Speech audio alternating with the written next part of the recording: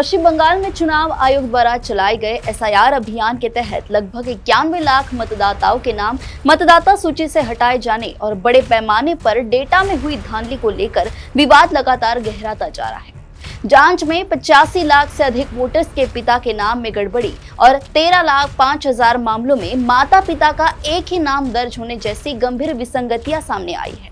जिसके कारण लाखों नागरिकों को ट्रिब्यूनल के चक्कर काटने पड़ रहे हैं। इस पूरे घटनाक्रम पर देशोन्नति के मुख्य संपादक प्रकाश पोहरे ने अत्यंत आक्रामक रुख अपनाते हुए सुप्रीम कोर्ट और चुनाव आयोग दोनों की निष्पक्षता पर सीधे सवाल खड़े किए। उन्होंने सुप्रीम कोर्ट के फैसले को सरासर गलत और अन्यायपूर्ण ठहराते हुए कहा कि प्रभावित नागरिकों को अगले चुनाव का इंतजार कराने के बजाय अदालत को हालिया चुनाव को तुरंत रद्द कर देना चाहिए था और 6 महीने के भीतर पूरी पारदर्शिता के साथ फिर से चुनाव कराने का आदेश देना चाहिए था। इसके साथ ही प्रकाश पोहरे ने गंभीर आरोप लगाया कि जिस प्रकार चुनाव आयोग लगातार सरकार के पक्ष में ही काम करता दिखता है, ठीक उसी राह पर अब सुप्रीम कोर्ट भी चलता हुआ नजर आ रहा है, जो कि लोकतंत्र के लिए बेहद चिंताजनक है। आइए देखते हैं प्रकाश पोहरे जी ने आखिर क्या कहा है। देखिए, पश्चिम बंगाल में जैसा हुआ ना कि उन्होंने एसआईआर करवाया, करीब 97 लाख यानी करीब 1 करोड़ लोग इन्होंने इसके अंदर से गायब करवा दिए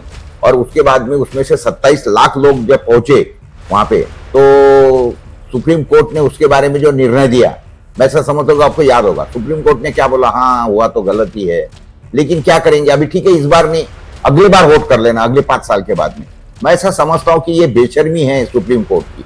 सुप्रीम कोर्ट इसके जगह पे अगर ऐसा आदेश देता कि भाई चलो ठीक है ये गलती हो गई है, तो ये इलेक्शन फिलहाल में जो आपने लागू किया ये रद्द करो, 6 महीने के बाद के इलेक्शन लो, ये पूरा नया ऐसे करो, ये था कानून, ये था कायदा। ये मैं समझता हूं अगर सुप्रीम कोर्ट को डिसीजन देना ही था ना, तो ये लोकशाही से संबंधित, और मैं ऐसा समझता हूं कि जो डेमोक्रेसी है उसको बचाने के लिए ऐसा निर्णय होता तो मैं उसका स्वागत करता था। लेकिन इस तरीके से सारा देना, इसका मतलब ये है कि इलेक्शन कमिश्नर जिस तरीके से सरकार से मिला हुआ है या सरकार ने अपॉइंट किया है या उनका ही पपेट करके काम कर रहा है, सुप्रीम कोर्ट भी वही रास्ते पे चल रहा है, ऐसा कहने में मुझे कोई दिक्कत नहीं है।